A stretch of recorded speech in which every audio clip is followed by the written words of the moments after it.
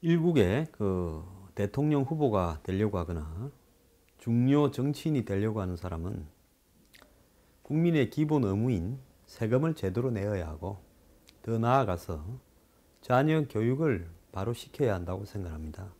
이런 기초적인 두 가지가 제대로 되지 않는 사람이 대통령이 되었을 때 어떠한 일이 벌어지는지 우리는 전직 대통령들에게서 생생히 목격한 바가 있습니다. 먼저 안철수 씨는 BW 발행 과정에서 내야 할 증여세를 제대로 내지 않았습니다. 그는 BW 신주 인수권을 25억이나 발행하면서 회사채는 3억 4천만 원만 구입하고 신주 인수권은 25억 원이나 발행했습니다.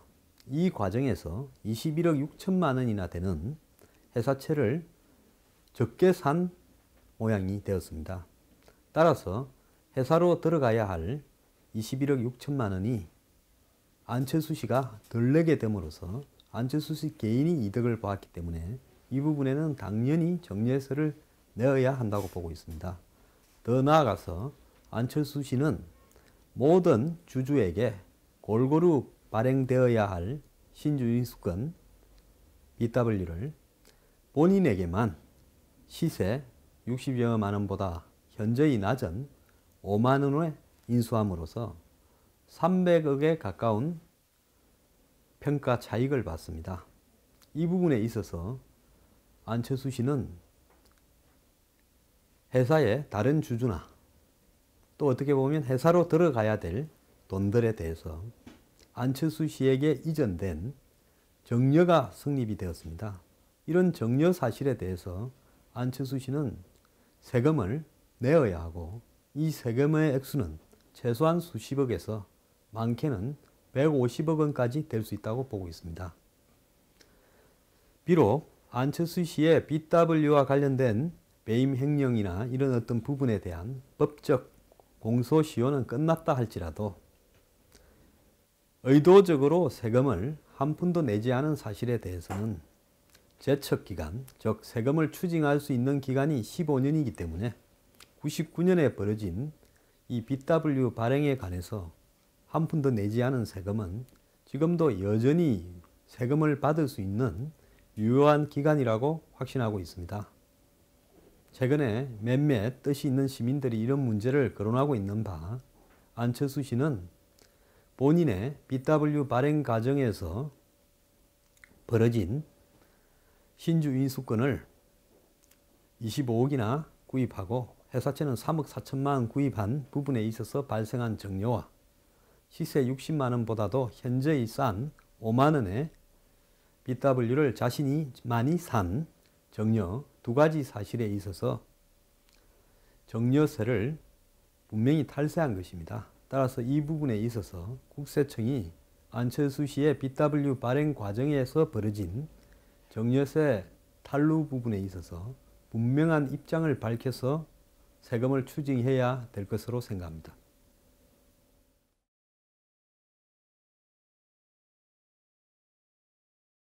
저는 지난달 18일 안철수 씨의 가족과 딸의 호황유황 문제를 사망유의 토론회에서 제기한 바가 있습니다. 이후 안철수 씨 측이 사실이 아니라고 해명을 했고 법적 조치도 언급을 했고요. 저는 이 문제에 대해서 제가 그렇게 생각하는 제보를 받은 내용을, 그리고 이후에 제가 추적해서 확인한 내용을 공개했습니다.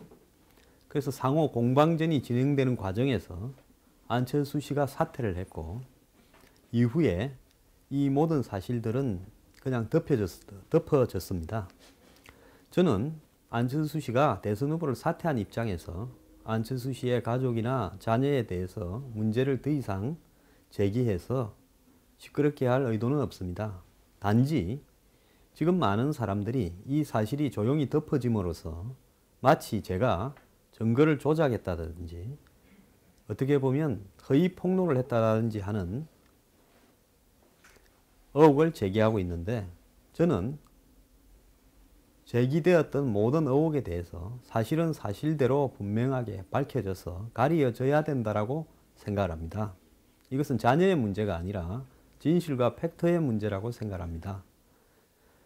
그 중에서 먼저 저는 안철수 씨가 팔로알트에 호화주택에서 살았는지, 그 다음에 매입을 했는지 렌트를 했는지 밝혀라고 요구를 했지, 그 집을 샀다고 문제를 제기한 바가 없음에도 불구하고 많은 사람들은 제가 그 집을 샀다라고 문제 제기를 했고 가짜 자료를 내놨다라고 거짓으로 홍보를 했습니다.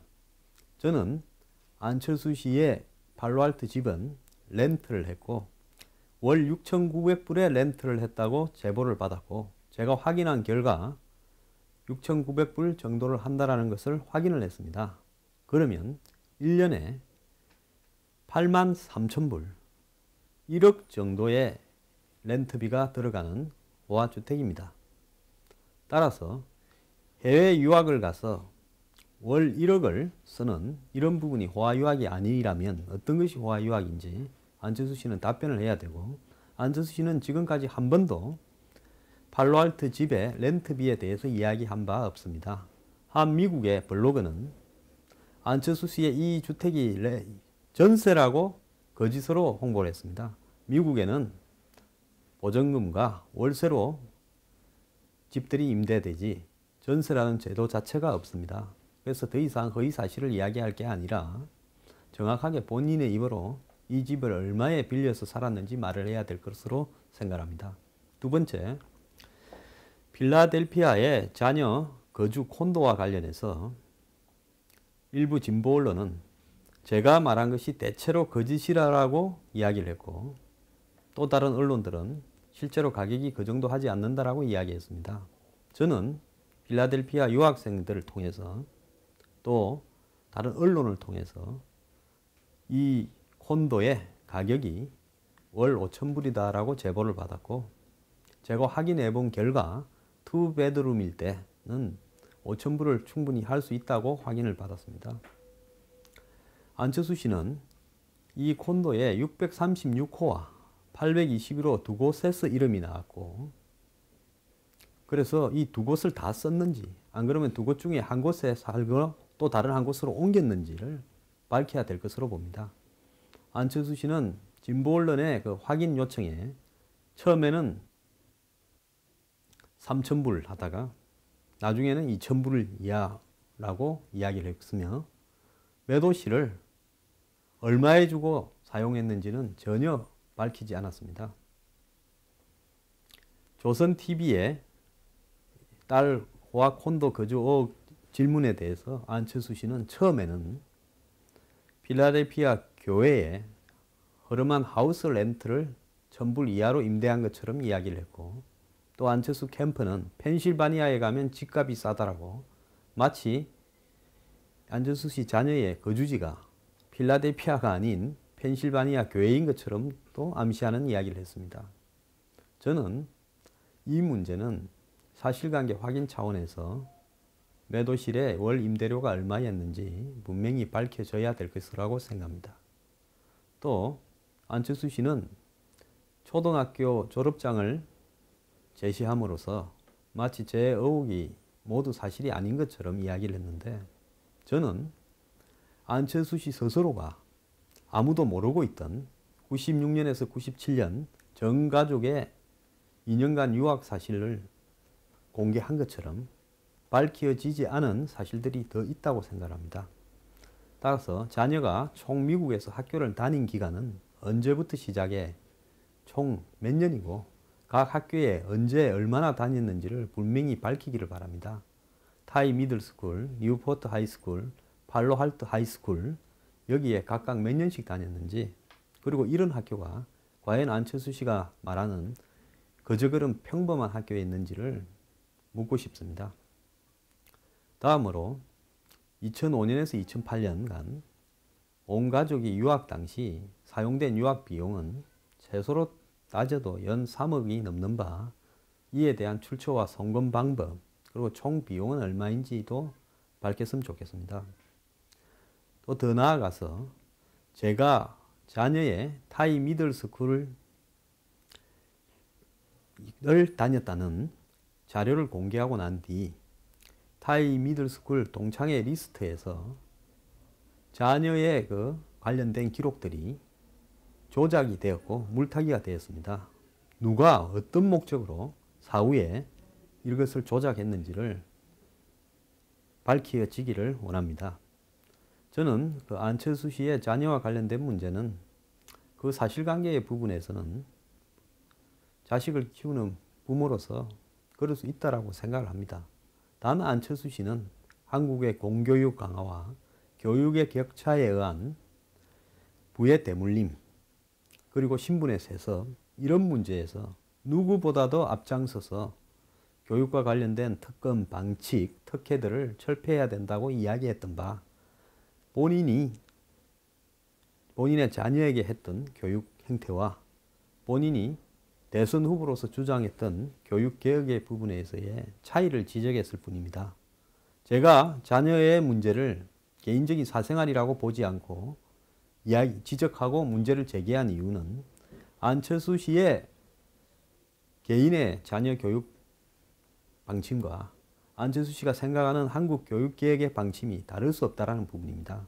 이런 어떤 본인의 개인적 생활과 대선 후보로서 공적 인물로서 본인의 처신 부분에는 일치하는 부분이 있어야 한다고 보고 이 부분에서 본인이 과장되게 이야기했거나 위선되게 이야기했다면 그것은 당연히 국민에게 사과해야 될 부분이라고 생각합니다. 저는 안철수 개인에 대해서 비판한 것이 아니라 대선 후보 안철수의 교육개혁에 대한 의식과 철학 또 실천 여부에 대해서 문제 제기를 한 것입니다.